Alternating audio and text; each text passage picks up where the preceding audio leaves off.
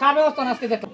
তাহলে আমরা যে জমিতে সার দিই, বিশেষ করে বুড়ো মৌসুমিটা জমি, কিন্তু আমাদের জমিতে কিন্তু মূলত মূল জমিতে কিন্তু নিশ্চয় 3টা সার কমন দিতে হয়। ডিএপি, এমওপি মানে কি পটাশ, টিএপি মানে কি ফসফেট, ফসফরাস, জিপ। তাহলে কোন সময় দেবো আমরা? শেষ চাষের সময়। ধান রোপণের জন্য আধুনিক পদ্ধতিতে জমি তৈরি। তোমরা বলতে যে পাওয়ার টিলার দিয়ে করলাম, আমরা ময়দা লেভেলিং করলাম। পরে কি এখানে দেখেন ইউরিয়া সার 3 কিস্তিতে প্রয়োগ করতে হয়। প্রথম কিস্তি কখন বলছে? চারা রোপণের 7 দিন থেকে 10 দিন বয়সে, 7 থেকে 10 দিন বয়সে। পরে দ্বিতীয় কিস্তি কখন বলছে? চারা রোপণের 20 দিন বয়সে, নাকি? এই যে দেখেন, এটা কিন্তু আপনাদের কুশি পর্যায়ে আছে, যারা সর্বোচ্চ কুশির আগ পর্যন্ত।